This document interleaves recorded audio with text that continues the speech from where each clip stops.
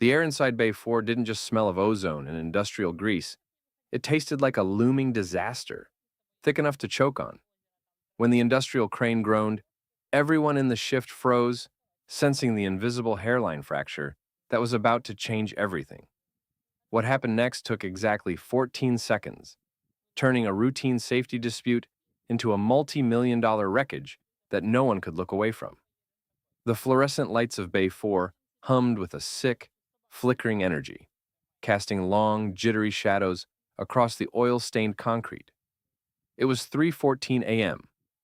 The graveyard shift was a ghost realm, where fatigue blurred the edges of reality.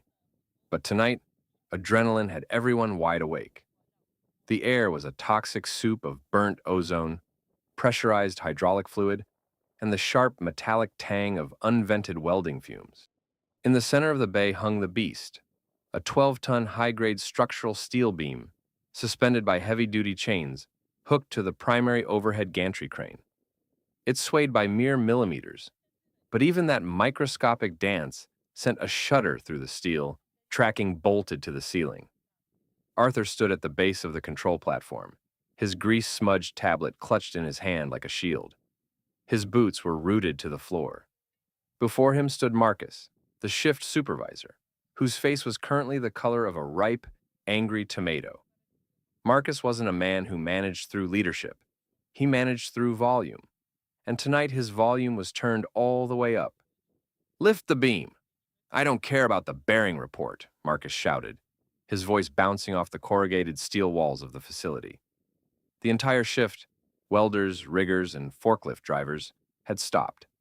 The rhythmic clanging of tools died instantly, replaced by a suffocating heavy silence. The crew tension was so thick, you could have cut it with a plasma torch. Arthur didn't blink. He pointed a gloved finger up toward the crane's primary hoist housing, where a massive roller-bearing assembly was under immense stress. "The internal sensors triggered an automated alert 20 minutes ago, Marcus. The ultrasonic scan shows a hairline fracture propagating through the outer race. If we initiate a dynamic lift with a load this heavy, the localized friction will cause a catastrophic thermal expansion. The bearing will seize, and the housing will shatter." Marcus stepped closer, invading Arthur's personal space. He smelled of stale black coffee and corporate desperation. "We are already 12 hours behind schedule on the logistics delivery. Do you know what an unexcused delay costs this company per hour? The morning auditor review is in 4 hours.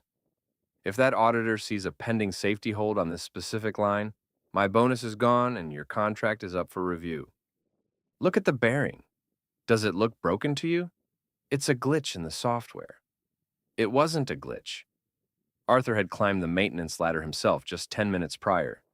He had wiped away the thick layer of lithium grease to expose the truth. There, cutting right through the hardened steel of the load-bearing ring, was a jagged, dark line. It looked like a miniature lightning bolt, frozen in metal. The failed inspection wasn't just a mark on a digital spreadsheet. It was a physical ticking time bomb. Instead of arguing further, Arthur did something that caught Marcus completely off guard. He reached into his heavy canvas work jacket, pulled out his personal smartphone, and switched on the high-intensity flashlight. He raised the camera, zoomed in on the fractured housing clearly visible from the lower platform, and took 3 high-resolution photos. The digital flash illuminated the crack, documenting the structural failure from multiple angles. "What the hell are you doing?" Marcus sneered, wiping a bead of sweat from his forehead. "Playing photographer? Get back to the console and clear the safety lock." Arthur quietly saved the images to a secure cloud server, locked his screen, and slipped the phone back into his pocket. He looked at Marcus, then looked at the crew members who were watching the exchange with wide, nervous eyes. Nobody wanted to be the one to press the button, but nobody wanted to face Marcus's wrath either. Without saying a single word, Arthur took 3 deliberate steps backward, completely disengaging from the crane's control perimeter. He walked toward the yellow safety lines, marking the edge of the active lifting zone. His calm demeanor was terrifyingly out of place in the middle of Marcus's storm. It was the quiet, methodical retreat of a man who knew exactly how many seconds were left on the fuse. Marcus scoffed, mistaking Arthur's retreat for cowardice. Fine. If the engineering department doesn't have the guts to keep this facility moving, I'll do it myself. He snatched the heavy yellow remote pendant from the control hook, his fingers stabbing violently at the master override switch to bypass the system's automated safety warnings. The overhead crane let out a deep, resonant growl as the electric motors forced their way past the digital blockade. High above them, deep inside the dark machinery core, a tiny shard of metal flaked off the fractured bearing, falling directly into the path of the spinning rollers. If you leave right now, you will miss the exact moment the corporate cover-up turned into a rain of white-hot steel scrap, leaving Marcus to answer a question that would ruin his life forever. The heavy yellow remote control looked ridiculously small in Marcus's meaty hands. When his thumb smashed into the green hoist button, a shudder ran through the entire skeletal superstructure of Bay 4. It wasn't the smooth, hummed power of precision engineering. It was a violent, guttural screech that sounded like a dying animal. Up above, the 12-ton steel beam left the concrete floor with a sickening lurch. It didn't rise smoothly. It swung slightly to the left, its massive bulk cutting through the air like a pendulum of pure destruction. Arthur watched from behind the yellow safety line, his arms crossed, his face a mask of absolute serenity. He didn't look at Marcus. He didn't look at the panicked riggers scrambling for cover behind forklift chassis. Instead, his eyes were locked on the crane's upper housing. The 14 seconds began the moment the beam cleared the deck. During seconds 1 through 4, the friction inside the compromised bearing housing spiked exponentially. Without the proper clearance, the hardened steel rollers began to grind against the jagged edges of the fracture Arthur had photographed. The localized temperature jumped by hundreds of degrees in a heartbeat. The lithium grease didn't just melt, it vaporized, sending a thin, wispy plume of blue smoke spiraling out of the vent caps. "See?" Marcus yelled over the roar of the motors, his voice cracking with a mixture of triumph and sheer panic. "It's lifting. The system just needed to be pushed." By second 7, the blue smoke turned into a violent burst of orange sparks. The failed inspection report that Marcus had so casually dismissed was now writing its conclusion in white-hot metal. The rollers inside the bearing, crushed by the immense weight of the 12-ton beam, began to deform, flattening into irregular shapes and jamming the assembly entirely. The electric motor, oblivious to the mechanical traffic jam, kept drawing massive amounts of current, trying to force a frozen wheel to spin.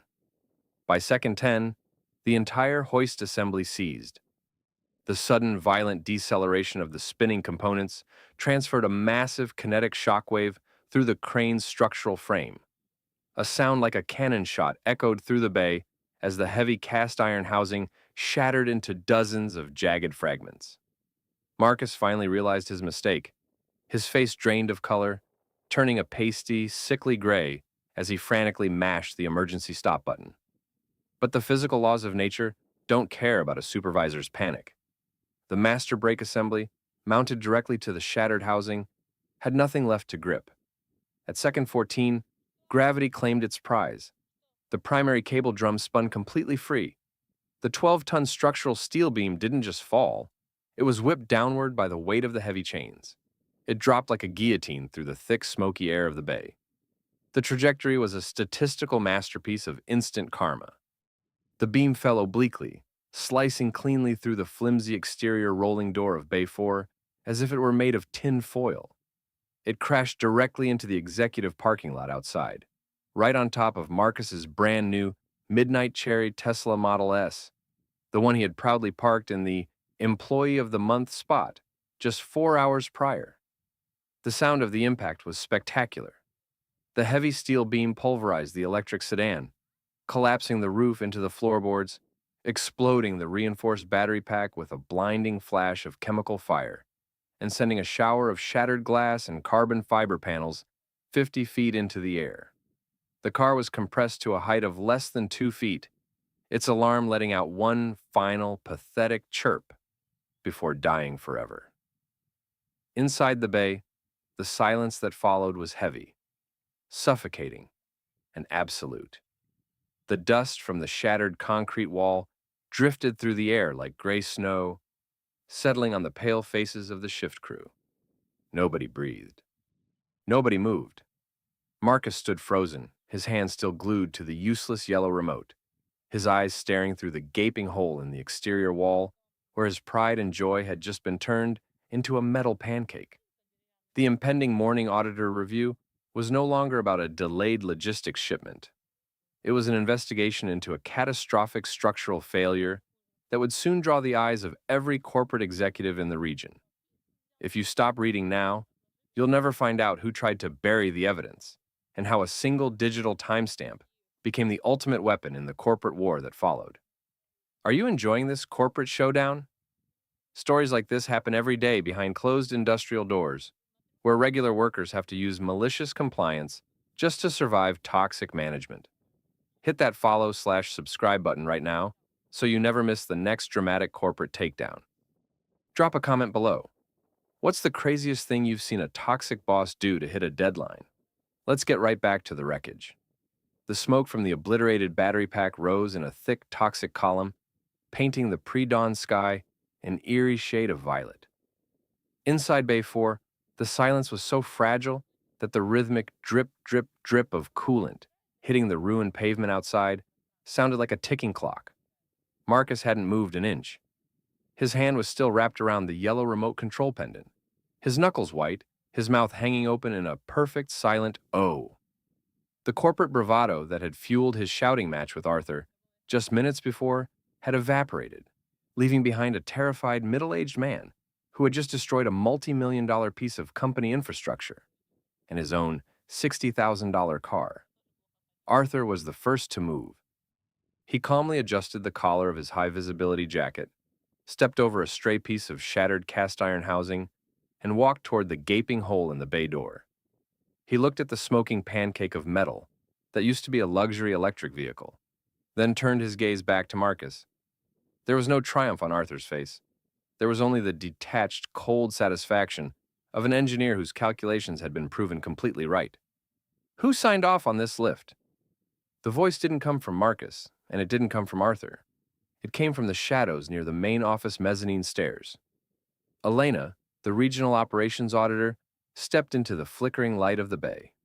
She was wearing a crisp white hard hat, pristine steel-toed boots, and held a digital clipboard that glowed with an unforgiving blue light. The auditor review wasn't supposed to start for another 3 hours, but Elena had arrived early to catch the graveyard shift off guard. She had caught them, all right? She had witnessed the final 7 seconds of the disaster from the observation deck. Silence. Absolute heavy silence stretched across the entire shift. The riggers suddenly found the grease stains on their boots incredibly fascinating. The forklift drivers looked everywhere except at Elena. The crew tension was vibrating at a frequency that made everyone's teeth ache. I asked a question, Elena repeated, her voice cutting through the damp air like a scalpel. The automated safety network locked this gantry crane out at 2:58 a.m. due to a critical bearing defect. The system log shows a manual supervisor override was initiated at 3:13 a.m. Who authorized the bypass? Marcus finally swallowed, his throat making a dry, clicking sound. He looked at Arthur, his eyes pleading with a sudden, pathetic desperation. He wanted Arthur to share the blame. He wanted Arthur to say it was a mutual misunderstanding, an engineering miscalculation, anything to dilute the concentrated poison of absolute liability. It was an operational necessity, Elena, Marcus stammered, his voice losing all its previous weight, sounding thin and reedy. The logistics delivery schedule for the Southern Infrastructure Project was at risk. Engineering gave me an ambiguous verbal report on a minor glitch. I made an executive decision to prevent a critical delay. An ambiguous verbal report? Elena's eyebrows shot up. She tapped her digital clipboard, pulled up the facility's live maintenance network, and frowned. That's strange. The system shows a failed inspection report was officially filed, time-stamped, and uploaded to the regional server at 3:02 a.m. It includes an explicit warning of imminent structural failure under dynamic load. Marcus's head snapped toward Arthur. Arthur didn't give me the full details. He just walked away from the console. He abandoned his post during a critical operational window. Arthur didn't raise his voice. He reached into his pocket, pulled out his phone, and tapped the screen a few times. I didn't abandon anything, Marcus. I followed Section 4, Paragraph 12 of the Corporate Safety Handbook. When a supervisor issues a direct order that violates an active automated system lockout, the inspecting engineer is required to document the physical state of the hazard, disengage from the control perimeter to ensure personal safety, and immediately escalate the report to regional compliance. Arthur turned his phone screen toward Elena. The screen displayed the 3 high-resolution, perfectly lit photographs of the fractured roller bearing, complete with a digital metadata overlay showing the exact GPS coordinates inside Bay 4 and a timestamp of 3:05 a.m., 8 full minutes before Marcus smashed the override button. Elena looked at the photos, then looked at the smoking crater in the parking lot, and finally looked at Marcus. The corporate guillotine had just dropped, and Marcus's neck was firmly beneath it. Elena's stylus tapped the screen of her digital clipboard with a rhythmic metallic click, click, click that sounded exactly like handcuffs closing. 8 minutes, Elena said softly, her voice carrying beautifully across the dead silence of Bay 4. You had 8 full minutes between the official hazard upload and your manual override, Marcus. That completely eliminates the defense of operational ignorance. You didn't just ignore a digital glitch. You consciously overrode a documented catastrophic failure. Marcus's mouth opened and closed, but no sound came out. He looked like a fish washed up on the concrete floor, gasping for air that was rapidly running out. His gaze drifted through the shattered rolling door toward the parking lot, where the midnight cherry paint of his compressed Tesla was blistered and peeling from the intense heat of the chemical fire. The regional logistics delivery schedule, Marcus finally whispered, clutching at the last remaining straw of his corporate existence. The company would have lost the Southern contract. I did it for the company. The company, Elena countered, her tone freezing the remaining air in the room, insured that 12-ton structural beam for $300,000. The gantry crane itself is a custom $6 million asset that is now completely out of commission, halting all operations in Bay 4 for a minimum of 3 weeks. Do you know what a 3-week total shutdown does to our regional compliance rating? She didn't wait for his answer. She didn't need to. The failed inspection report was already automatically routing itself up the corporate ladder, bypassing local management entirely, and landing directly in the inbox of the Vice President of Operations.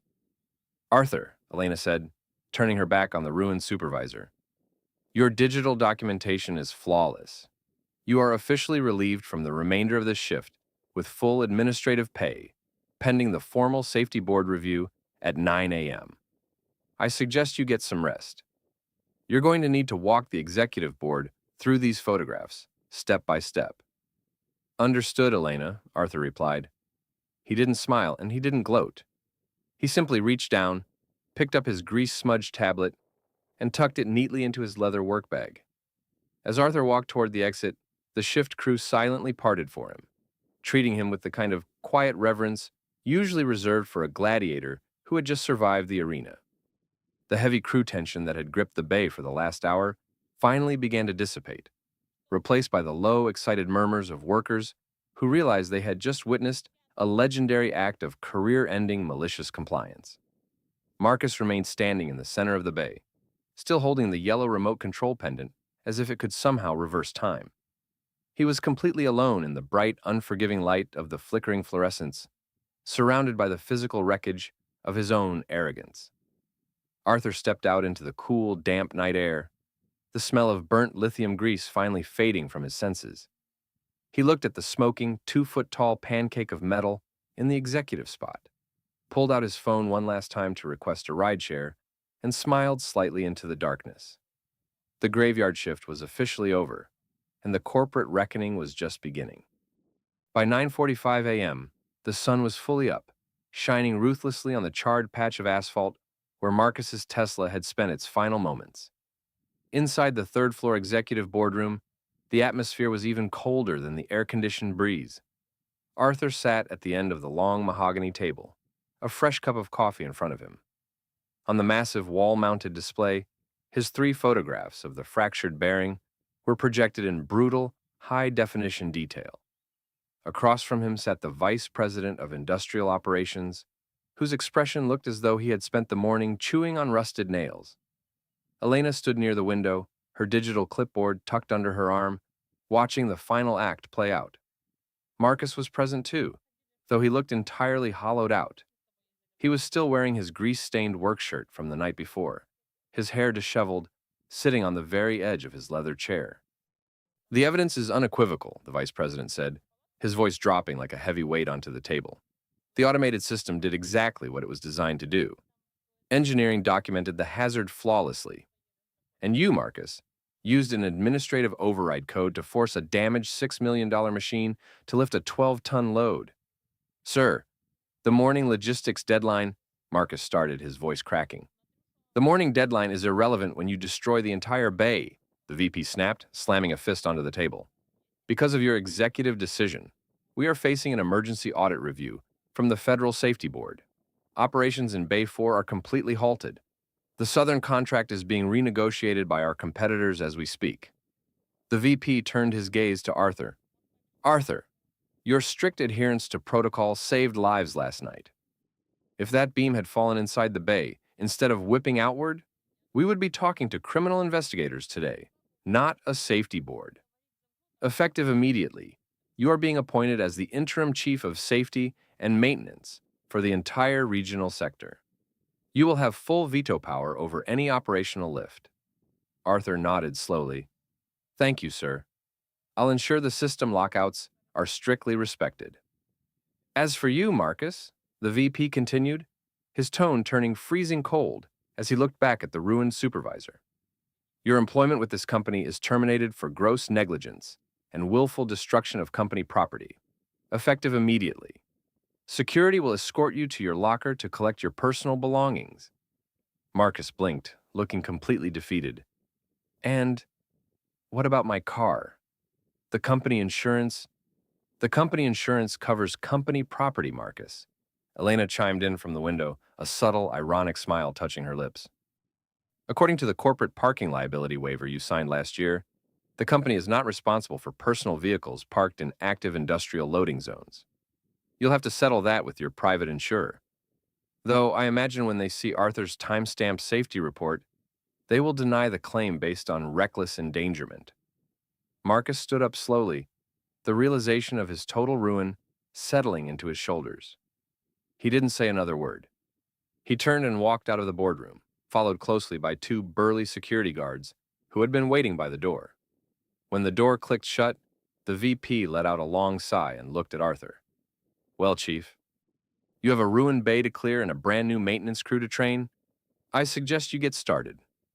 Arthur took a slow sip of his coffee, stood up, and grabbed his leather bag. For the first time all night, a genuine, relaxed smile crossed his face. He walked out of the boardroom and headed back down toward the floor, ready to rebuild the system the right way, one unbroken bearing at a time.